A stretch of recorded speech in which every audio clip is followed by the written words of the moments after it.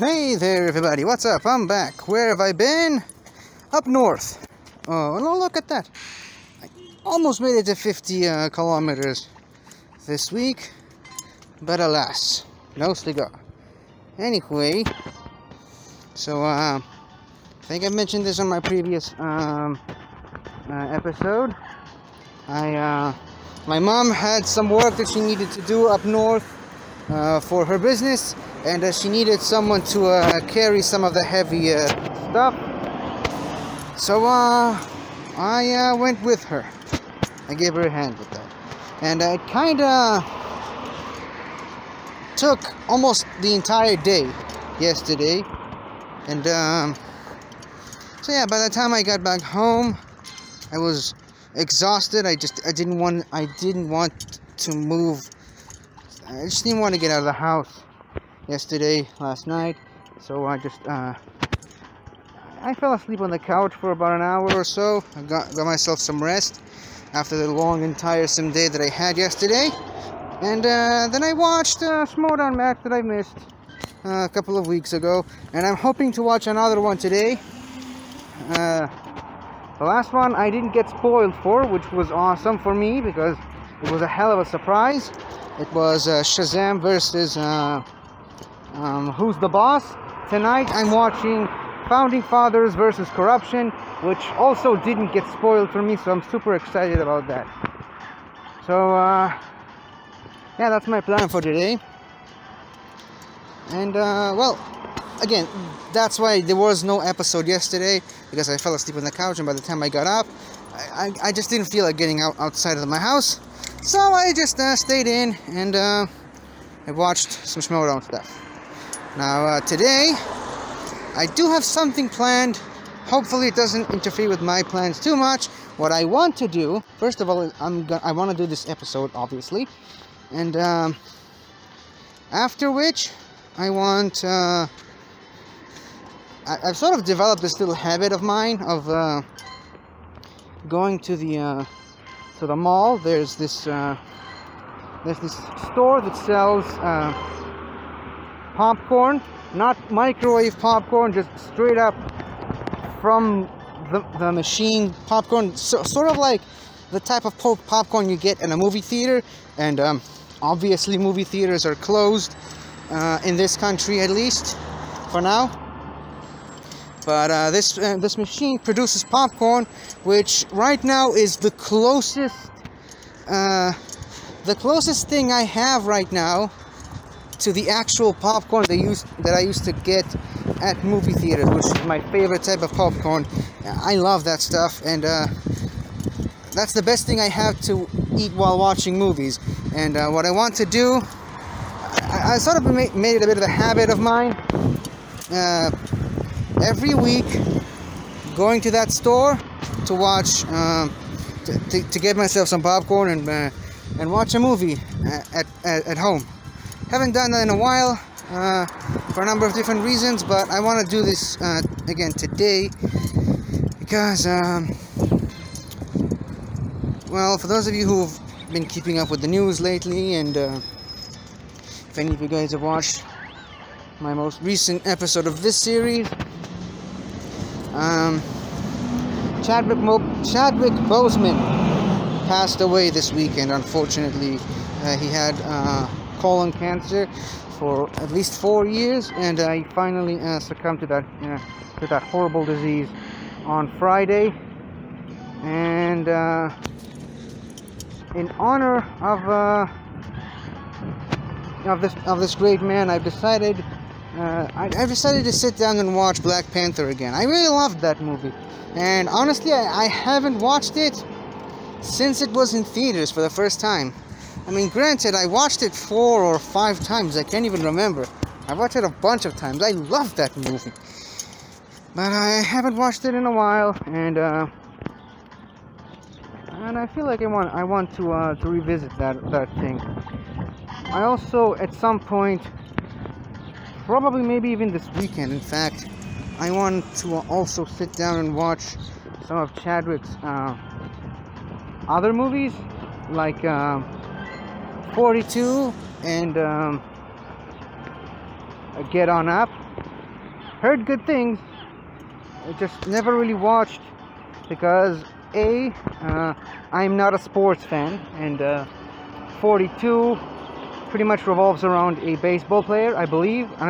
Which, first of all, baseball is a sport, and B, it's an American sport, so it has absolutely zero connection to me. So that's why I haven't watched it. And the second reason I haven't watched these two movies is because I'm not really a huge fan of James Brown music. James Brown is the singer that Chadwick Boseman portrays in Get On Up, and I'm pretty sure Get On Up is the only song that I know from James Brown. I'm not even sure. I'm not even sure that's the name of the song, to be honest. But I think I heard it in a movie sometime, or the radio. I believe it goes like this: Get up, get on up, get up, get on. And I think there's like a right on, right on. Unless I'm thinking of a different song, which is totally possible. Again, I have no idea.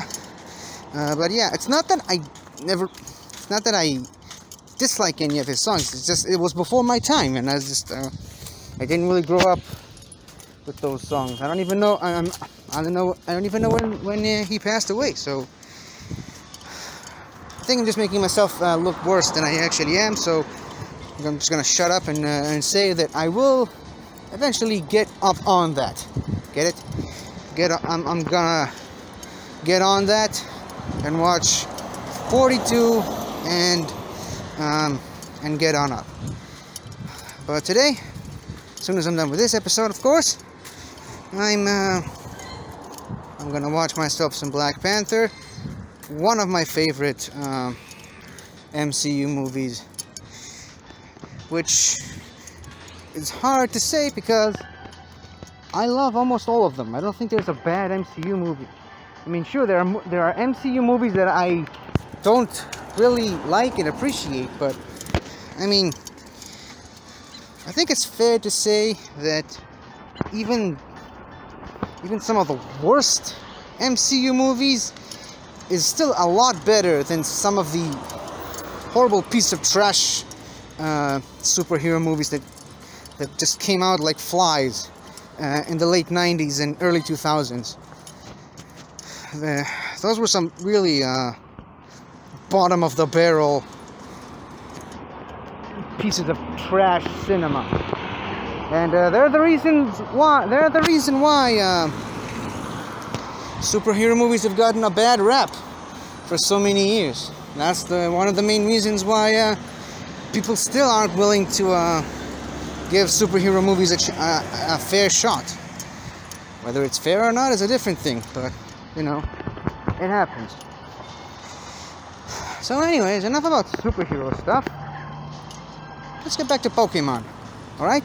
Now, unfortunately, I didn't really have anything planned for today, for this episode. I'm kind of hoping that, you know,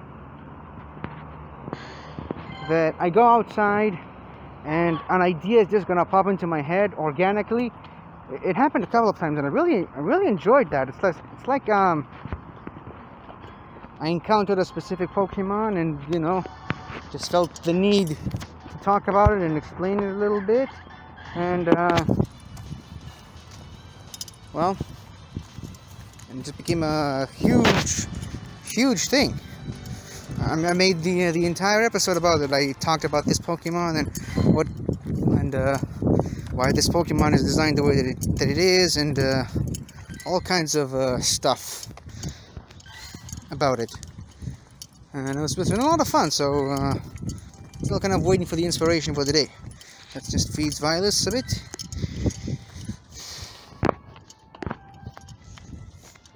Come on.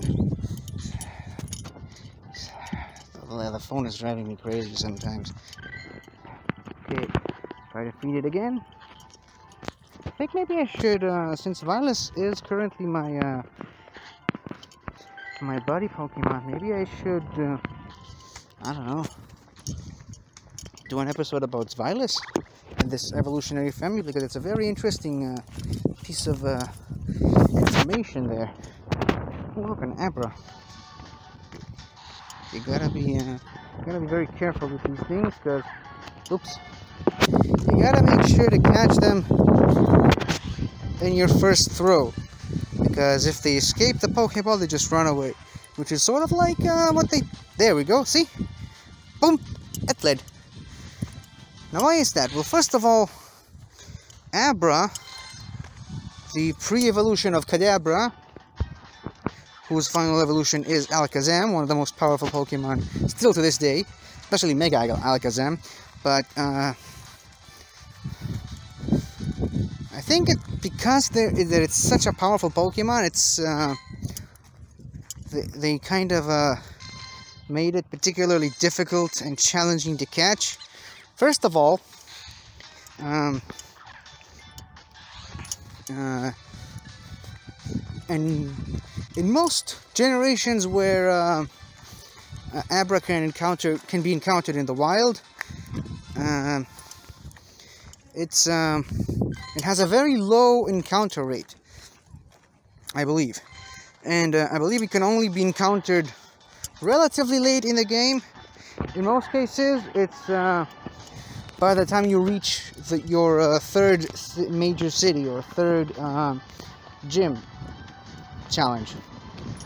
Second or third, I can't remember. I think I'm pretty sure in Generation 1 you can find these just north of Cerulean City, which is technically the first city you get to, but it's your second gym challenge. In Generation 2, or rather the Johto games I should say, it can be encountered south of Goldenrod City, which is technically the fourth city I believe you encounter on your journey, but it's where you have your third gym challenge. I'm gonna catch this Jinx because yesterday I realized that I had this really good IV Smoochum and I evolved it, so I want some candy to power it up to its maximum. But anyways, you can find Abra, I believe, south of Goldenrod City. Sorry. You can also, I believe, in the Hoenn games, it can be found in is it Slateport City? I can't remember. Maybe, I don't know. I haven't played a Hoenn game in a very long time, and I played. First of all, I played through Kanto multiple times now, and I'm currently playing Heart Gold, which is my second Johto playthrough. So it's pretty recent in my mind as far as where Abra can be found there.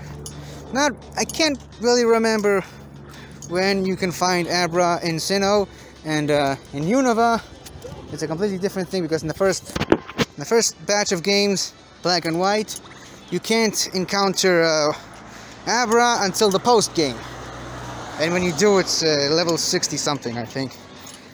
Black 2 and White 2, I'm not even sure I did encounter an Abra in either one of those games, so I'm not gonna assume too much. And as far as the Sword and Shield goes, I mean, I'm pretty sure that you can find them in the wild area, but I mean, the wild area is as great as it is, it's a bit inconsistent, because certain Pokemon that can be found there can be found in specific locations in different times of the day and in different weathers, and it gets pretty convoluted trying to no, wait, actually no, my bad. I mean, I forgot, Abra wasn't even in Sword and Shield at first. It can be found in the Isle of Armor, which is a DLC which came out about a year after the game, and on top of that, again, just like with the Unova games, or rather Black and White, the first Unova games, it's level 60 minimum. So, oh yeah, never mind. In any case, I'm looking for a gym over here. Put one of my Pokemon in here, and I'm gonna start to go back.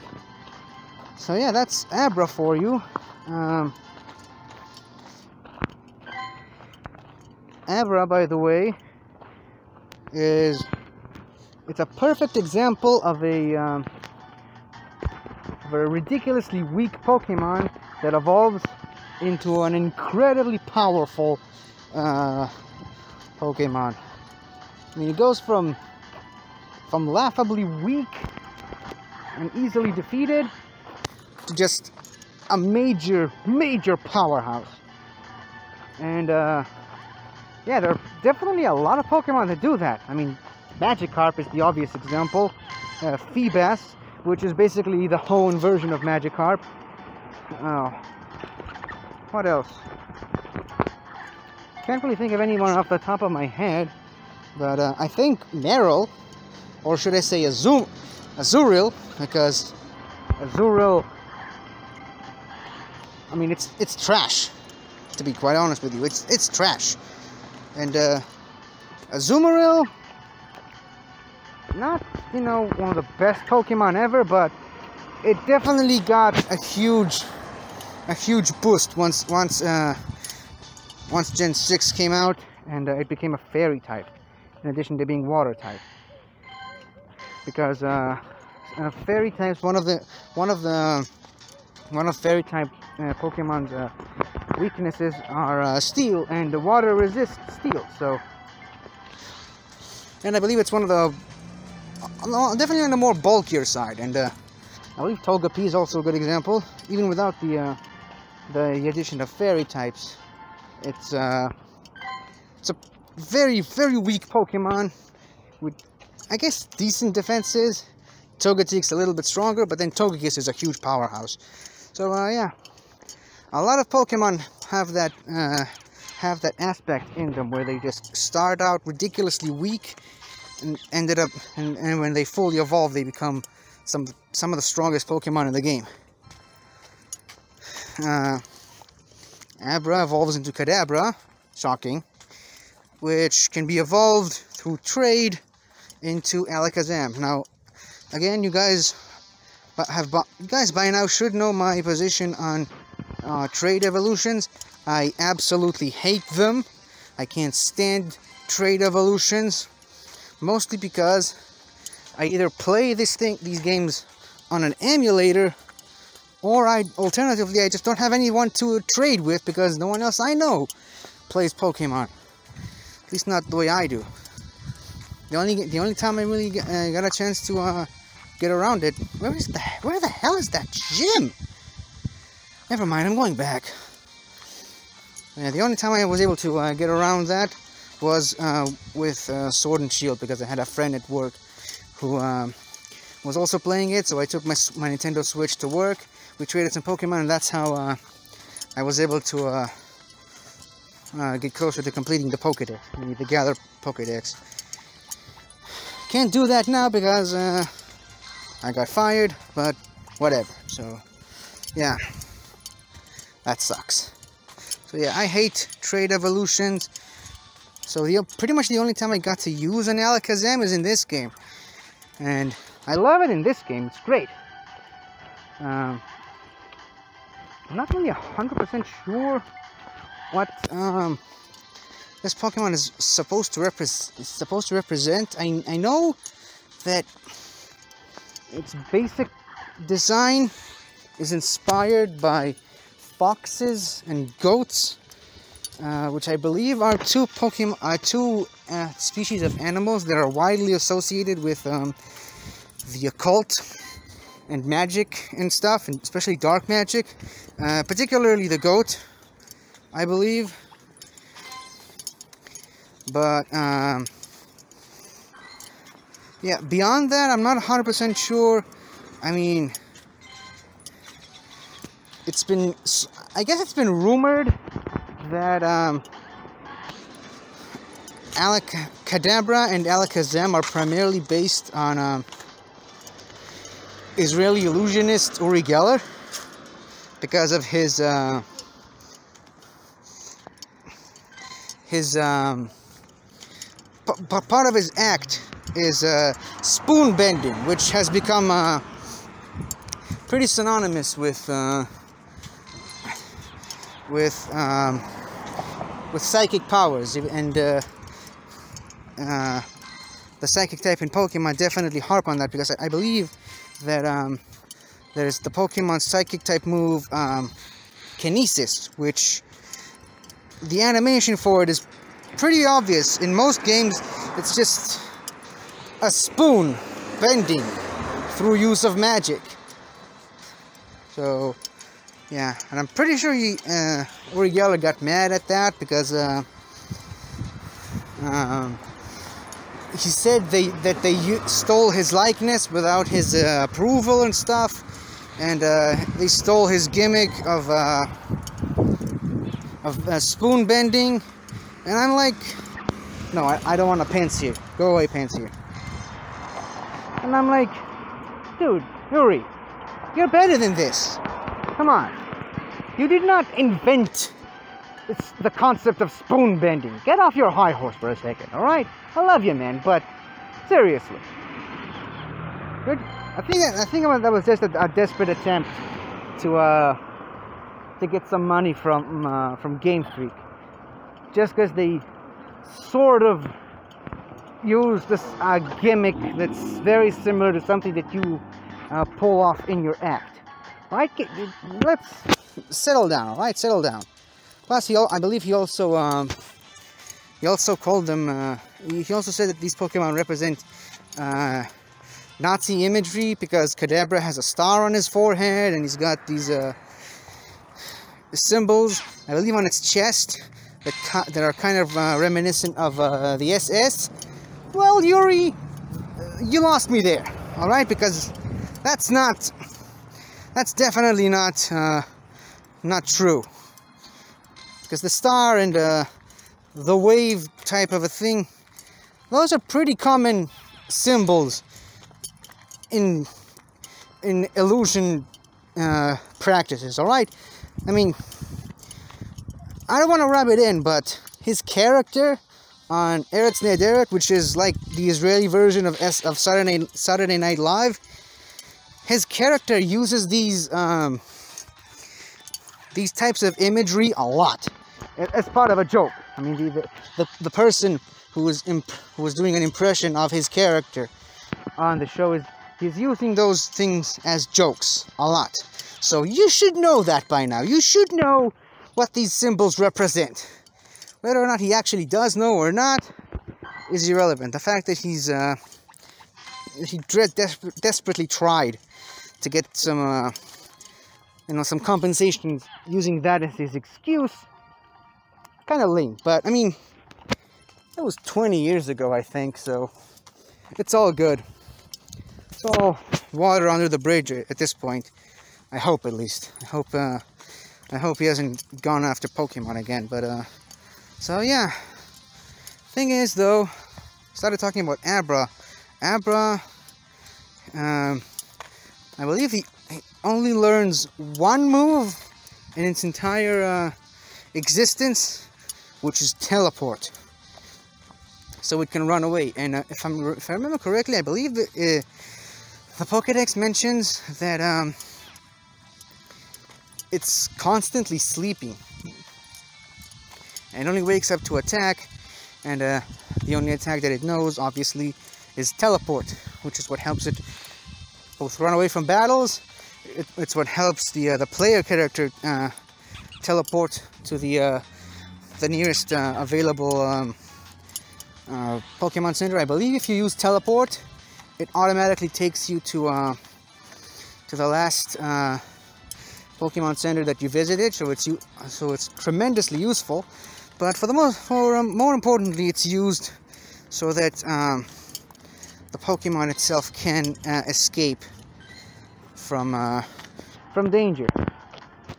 Primarily, someone throwing a Pokeball at it. That's why they're so tricky to find. I mean, they don't really have the highest encounter rate. And on top of that, their catch rate is also similarly not that good. And yeah, if you don't catch them on your first throw, that's why you gotta have either a fast ball or a quick ball, preferably a quick ball. But if you don't have one of those, then you're out of luck, because there's a pretty high chance it's gonna break out of the Pokeball you throw at it the first time. You can't even attack it. You just have to throw a Pokeball and hope that it works, right? Or you can just, you know, put it to sleep and hope, or use Mean Look on it and hope that's gonna help you. Otherwise, just, you know, throw a Pokeball at it and hope to catch it. Because if it doesn't work, it's gonna teleport away from you and you're not gonna see it again. And don't even get me started on shiny ones, alright? Because, yikes. It's a good thing I already have a couple of shinies in this game, so I don't particularly need to worry about that in other games at this point. That being said, though, with Teleport being the only move that it knows, it kinda makes it difficult to battle with it. So, and I believe it evolves at level 21, I think. Either 21 or 25, one of the two, because I specifically remember having to level up both an Abra and evolve it into a Kadabra, as well as a Magikarp, so that I can evolve it into a Gyarados. So usually what I do, because these Pokemon are so weak and they don't really have any good attacking moves, I just leave them at the nursery, or just put an XP share on them and just wait for them to reach the other level where they both evolve and they actually become useful. Now I believe one of those evolves at level 21 and the other one at level 25. I'm not sure which is which. Come to think of it, I think Abra evolves at level 25 and Magikarp at level 21, so that's that. Anyways, so yeah, evolves at level 21, I believe, into Kadabra, when it actually becomes not only useful, but also a pretty handy Pokemon to have around. And if you're lucky enough that you have someone to trade with, you can trade them your Kadabra. It evolves into an Alakazam, and they trade it back to you, and now you have a powerful Alakazam. Plus, I believe that once you do that, it still counts as a traded Pokemon, so it gets a boost of EXP from winning battles. So that helps it level up much faster. And I mean, first of all, it's incredibly durable. Alakazam, that is. It's incredibly durable. Takes hits like a tank. Unless they're physical, I believe. I'm not 100% sure on its stats, but it takes special hits like a tank, and it dishes out special attacks like a crazy person. Plus, it's incredibly fast, which means it will almost always outspeed enemy Pokemon. So if you're battling against one of these, good luck. Especially in a Kanto playthrough, especially even more in a Gen 1 game, because in Gen 1, the Psychic type was unstoppable. It was probably the most overpowered type that a Pokemon type has ever been in the history of Pokemon. It was insane. First of all, it only had one legitimate weakness, because Psychic types are weak to Dark, Ghost, and Bug. Normally. The Dark type didn't exist in Generation 1, so the only actual weaknesses the Psychic type has is Ghost. And I believe there's someone one of the NPCs in the game actually tells you that you need to catch a Ghost type in order to battle Sabrina, the psychic type gym leader. However, there was a glitch in the program. Instead of being super effective, instead of ghost types being super effective on psychic types were immune to ghosts. Which again was just a crazy glitch. It wasn't what the game developers intended to happen. Again, takes me back to the NPC, which tells you that ghost types are effective against psychic types. So clearly that wasn't planned. But yeah, so that means the only actual weakness. Oh, I didn't even see what the what her specialty is. Never mind. I'm pretty sure I'm going to win it anyway.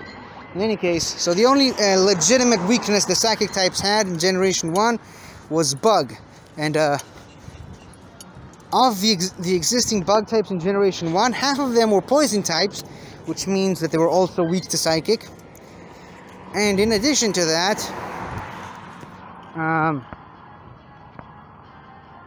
the ones that weren't weak to psychic might as well have not existed. I mean, I believe the only good bug type Pokemon in Generation 1 were Scyther and Pinsir, both of which can only be found in one place, which is the Safari Zone, which meant that they're not only hard to find, but they're also version exclusives on top of that. And on top of that, they had an incredibly low encounter rate, and on top of that, you can't even battle them because it's in the Safari Zone. You have to either throw them a bait or a rock, which is completely different depending on which Pokemon you're trying to catch. And even then, there's still no guarantee you're going to catch it. And even if you did catch one, they can't even learn any bug type moves, either of them. None. Scyther and Pinsir are two bug types that can't learn any bug type moves in Generation 1. And even if they could, bug type moves were terrible in Generation 1, because the only available bug type moves you had were String Shot, which does nothing other than just make your opponent slower. Pin Missile, which is one of those attacks that do very low damage, but they attack 2 to 5 times. Again, terrible move. What else? There was one more bug type move that I can't remember for some reason at the moment. But yeah, the fourth one that I can remember is Twin Needle, which is the signature move of Beedrill, which means only Beedrill can use it. Again, it's one of those weak attacks between 2 to 5 times, and on top of that, again, Beedrill is also a poison type, which means it's weak to psychic. So, again, like I said, the psychic types, and Kadabra in particular, or rather Alakazam I should say, were practically unstoppable. And on top of that, there's a psychic type gym in Generation 1, which is just crazy. Now, fortunately for me, I didn't even know how to get to, I believe, hold on, I think the gym is in Saffron City, I think. Again, don't quote me on that. It's either Saffron or Celadon. I keep getting confused between the two, but yeah, I didn't even know how to get there, because there's a very specific thing you need to do. You have to find this place in Celadon City. I believe that's Celadon City. You have to find this place where you can have you can purchase some drinks, and you have to give it to the guards who are standing at the entrance to Saffron City. That's the only way you can get inside.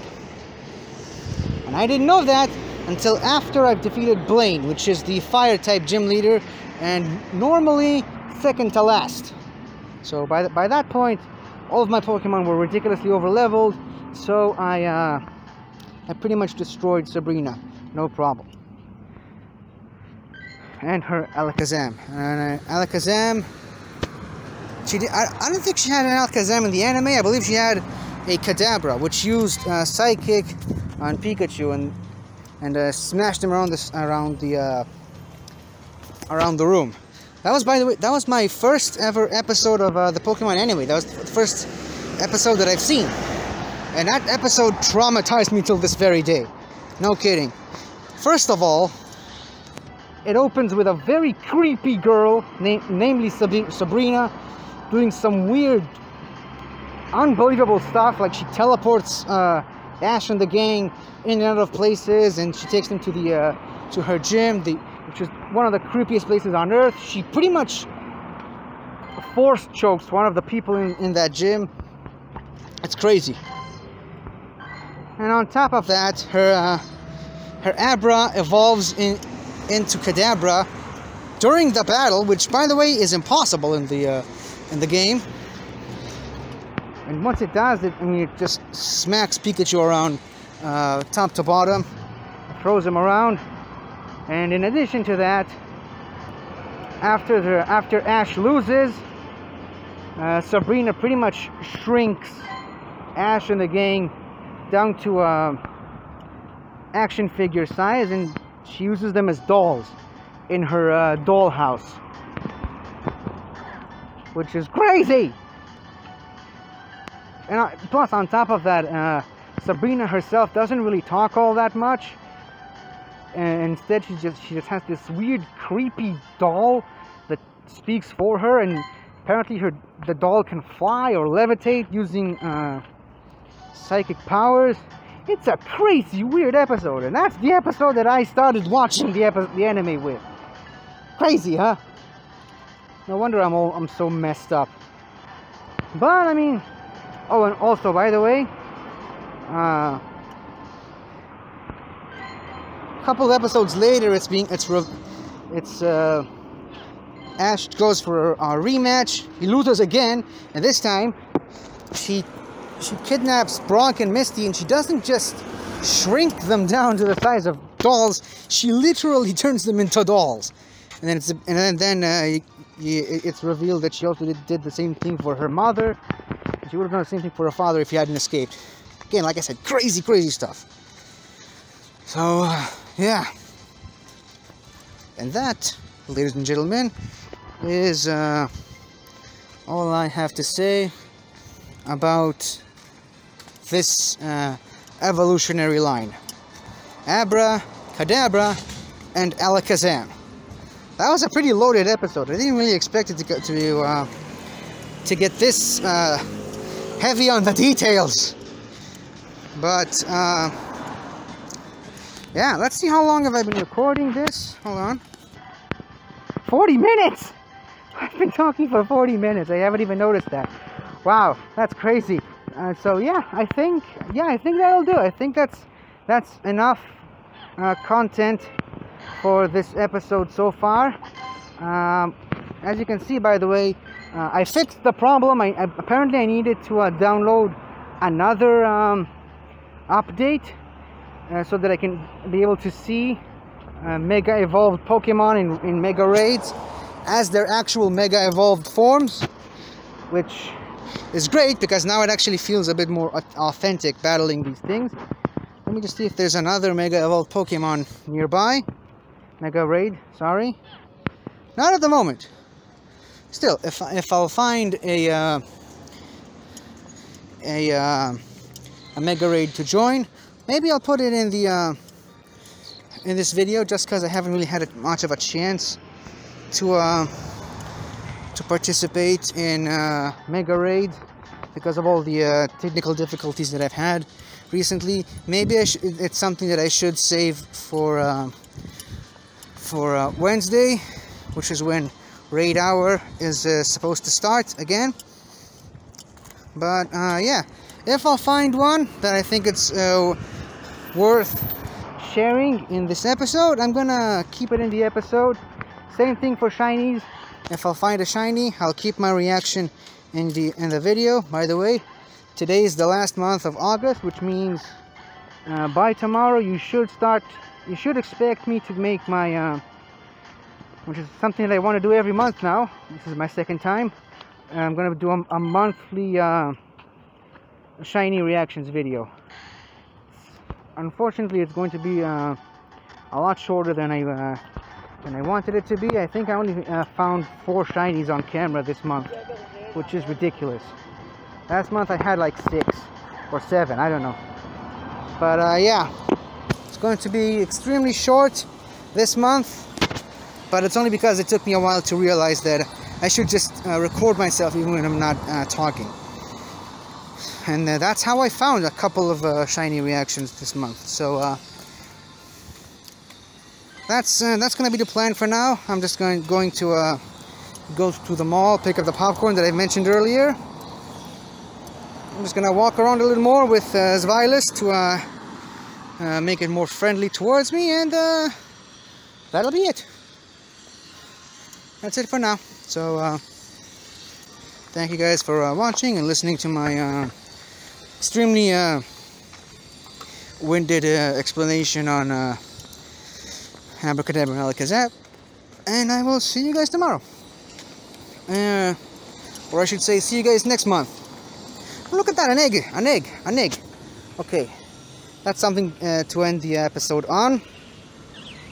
Oh, a Cherubi. That's interesting. You don't see this Pokemon a lot.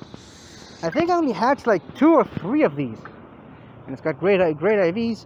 It's a shame that it's such a ridiculously weak Pokemon once it evolves, even in this stage.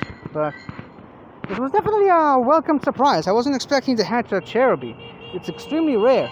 Its evolved form, Cherum, can be found all over the place, but Cherubi is actually very rare. Maybe I'll do an episode tomorrow about Cherum and Cherubi. Who knows? But until then, see you guys tomorrow. Hello again, everybody. I really hope you enjoyed this video, because I really enjoyed making it. So, if you like what you've seen here, please remember to like, share, comment, and subscribe for more awesome content like this. So, until next time, guys, I'll see you guys next time.